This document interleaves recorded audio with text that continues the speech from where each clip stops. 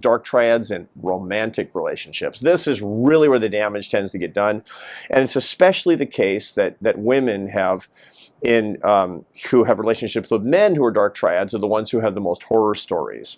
Why? Because men tend to be dark triads more than women, and they're most predatory toward women that are looking for a relationship and tend to get swept off their feet. In relationships, they have these characteristics. Let me give you the 5 characteristics and then talk a little bit more about what they look like. Number 1, they tend to be extremely confident and outgoing. Here's what dark triads are good at in romantic relationships: knowing what you want to hear. Here, let me back up. When you get into a romantic relationship, whether you're a man or a woman, what do you want? You want somebody, if you're falling in love, who's also falling in love with you. What you don't want is somebody who will never fall in love with you, but act like they will so they can get what they want out of you. If they want to use you physically, if they want your money, if they just want your companionship, if they want your status, whatever happens to be, you don't want somebody to use you. You want somebody who actually loves you. Dark triads are really good at acting like they love you, even though they don't.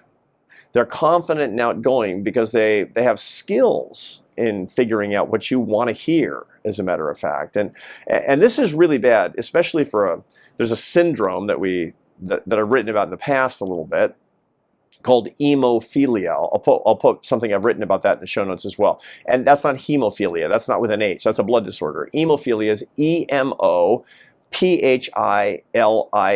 hemophilia, and that is the tendency to fall in love very, very quickly, to go through the stages of falling in love. And falling in love is a neurochemical phenomenon that starts with the stimulation of sex hormones, estrogen and testosterone. It goes into neuromodulator activity, most notably dopamine and noradrenaline, so you get the feeling of anticipation of reward and euphoria. And then it goes into serotonin, which will make you kind of ruminate on the other person. All this is happening within a period of weeks until you're getting more of this oxytocin and vasopressin release. Those are neuropeptides that will bond you to the other person. That takes time. It doesn't necessarily take years. As a matter of fact, if it's taking years, it means it's not happening. But it certainly doesn't happen in 2 days. And there are people in the literature, a non-trivial number of people, especially women, who go very, very quickly through it. If that's you, dark triads know who you are. They know how to prey on you. And that's a really scary thing, because they're going to say exactly what they know you need to hear, because they have lots and lots of experience dealing with hemophilics. So you have to protect yourself. Now, it's a good thing to know that if you fall in love too quickly, to how to protect yourself from that in general, but especially when dark triads come into the picture. So number 1, they're outgoing and confident because they know what you need to hear. Second, they have a strong preference for short-term mating. Okay, this is just how behavioral scientists talk about hookup culture. They want to hook up. They don't want to get married. Or if they want to get married, it's hugely incidental to the kind of relationships that they typically have. They're really, really good at figuring out how to induce you, no matter who you are, into a short-term relationship by making you feel like you've been swept off your feet so much. As a matter of fact, they favor short-term relationships so much because some would say they're kind of incapable of falling in love, which is the essence of a long-term relationship, that they're almost incapable, as far as the data have shown, of being faithful to their partners. They cheat all the time. That's one of the characteristics of when I say number 2 being strong preference for short-term relationships, that means infidelity, among other things. So they go from person to person to person unethically, and they tend to be unfaithful in a relationship that's supposed to be monogamous. This is a very, very strong trait in relationships of dark triads. They're extremely attractive. They're really, really good at coming off as extremely attractive. And once again, especially to women, because they know how to make themselves extremely attractive. So, look, somebody who wants a mutual loving relationship has no incentive for you to fall in love if they're not falling in love. That's just a fact. Somebody who wants you to fall in love even though they're not, that's evidence of a broken person. And so somebody who's trying to do that on the basis of superficial characteristics, that's going to tend to be a dark triad as well. Number 4 is that they tend to exaggerate their success, status, and commitment. Once again, this tends to be a male characteristic. There's a fantastic, one of the great social scientists of our time is David Buss at the University of Texas at Austin, who does work on, he's really the leading expert in evolutionary psychology. In other words, understanding psychological patterns with respect to our ancestral environment. When people behave the way they do, you can usually find a reason in our ancestral environment. Why? Because our brains were really formed in an environment that suited us to what we were doing 250,000 years ago, the Pleistocene. We haven't evolved physically very much. Our worlds have evolved. So when we see weird anomalous behavior in mating, for example, usually there's a reason for it that goes back a long, long time. One of those things is that when we're looking at new potential mates for the very first time, that men tend to look for cues of youth and fertility, and women tend to look, and again, your results may vary. I'm not being dispositive about your situation. This is not case closed. This is a tendency that David Buss talks about in the evolutionary psychology. Women tend to look more at, because of the investment that they have to make in family life and raising children, and status and success and commitment and resources. The result of that is that dark triads, they tend to, when they're meeting somebody, to exaggerate those things. I'm more successful than they really are, higher status than they really have, more committed than they really are going to be, richer than they really are. What are they trying to do? They're trying to seduce you, is the bottom line. Typically that's the case. Again, they specialize in saying and doing what you want to hear, not what is authentic and honest.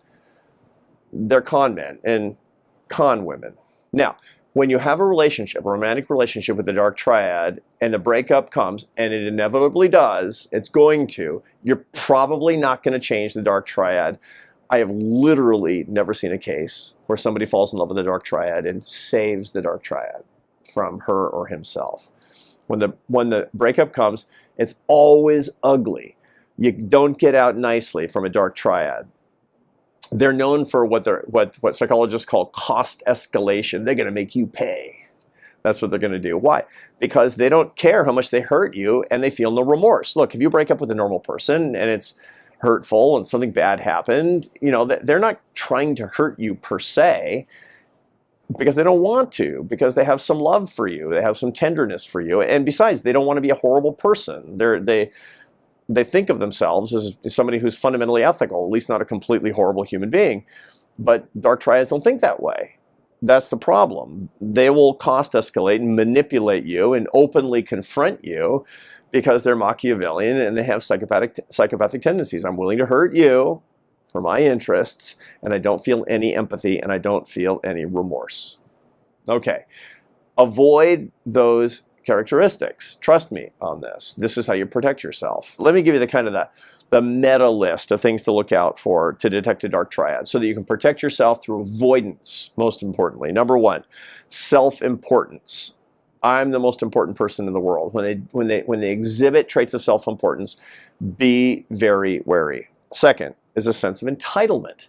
Look, it's all about me, and when things aren't going my way, they should be. Come on. Number three is vanity. You know, the whole idea of the vanity of wanting everybody to look at them is, and again, that can be as simple, by the way, when you're going out with somebody for the first time, every time they go by a car window, they look at themselves. Right? That's a tell. I mean, that doesn't mean they're a dark triad, but at least your spider sense should be tingling about that. Number four is a victim mentality. People who are willing to hurt other people are always suspicious of the motives of others, and they tend to think that anything that goes wrong for them, it's because people had it out for them. They tend to be paranoid, they tend to be aggrieved, they tend to act like they're victims, which activists always do, by the way, and so do politicians, generally speaking. Not all politicians, but a lot. Number five, they tend to bend the truth or even openly lie. Why? Because they don't care if they're doing something that hurts you, something that's damaging. What they don't realize, of course, is damaging to them, because ultimately people are going to figure it out. Number six is manipulativeness. They want you to be bent to their will, and they will manipulate you with pretty untruthful means if necessary. Number seven is grandiosity, because they're going to exaggerate. They're going to exaggerate their accomplishments. They're going to exaggerate their past. They're going to exaggerate their status. They're going to exaggerate their ambition. Why? Because they want to insinuate themselves with you. They want to get into your good graces as quickly as possible, not because they love you, because they want you to love them. Number 8 is a lack of remorse when they do things wrong, which is baffling to normal people. It's so weird. I've met people who they do something and I think it's impossible that they did that. I would never do that. Well, it turns out that doesn't work when you're working with the Dark Triad. And number 9 is an absence of empathy and remorse. They don't care when they do these things. Those are the 9 characteristics of when you're dealing with the Dark Triad. And generally speaking, if you have a long-term relationship, sorry, but you're going to see all these things. One other thing that actually shows up in the literature that's really interesting, that is a technique that Dark Triads use when they get caught. So let's say that you're in a romantic relationship with a Dark Triad. Ugh, terrible. You're going to probably find this person is unfaithful to you emotionally or physically, is being unfaithful to you.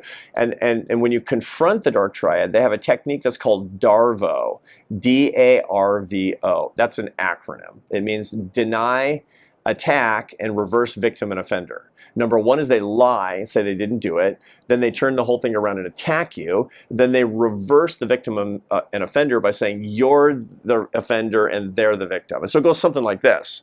No, I didn't sleep with that person. No, I've been completely faithful to you. Well, I got the receipts, man. I got the receipts. I mean, it's like, what is this Marriott bill, you know, in our city?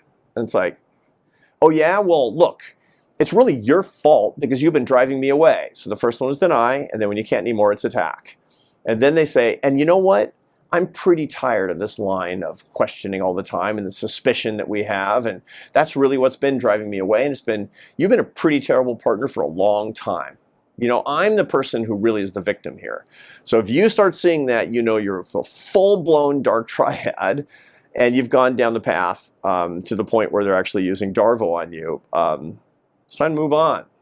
I don't see too many exits besides the big exit of the relationship itself. I want to end on a happier note, and then I want to go to some questions that you've written in. The questions are great. Really appreciate it. What should you look for instead while you're trying to avoid the Dark Triad? Scott Barry Kaufman, I talked about him earlier, he talks about something called the Light Triad. That's the opposite of the Dark Triad. This is somebody who has faith in humanity. They trust others. Humanism, that's what Scott Barry Kaufman talks about, you know, believing in the dignity and the worth of every individual, and a belief that there's a universal moral law. There's just right and wrong, things you shouldn't do to anybody, even if you don't like them. Those 3 things he finds actually are characteristic of about 50% of the population. And that's where you want to look. Authentically good people. And how do you know? There's a lot of work in psychology on something called moral elevation, where when somebody has these characteristics, you feel warm inside. Not the kind of warm inside like I think this person is falling in love with me because it's a Dark Triad trying to manipulate me, but because that's somebody I really morally admire. There's kind of a tell on that. It's a beautiful thing, and you've all felt that. That's what to look for in a colleague, in a friend, in a partner, a romantic partner. Those are the people you should actually look for. Look for that. And when you do, they might not be displaying all the things that you want to see in the very first moment you meet them. And the reason is because they're trying to figure out if they like you. And that's exactly what you want, to have a mutually beneficial, mutually loving relationship. That's what we all should be looking for. Look for the Light Triad, just as you avoid the Dark Triad.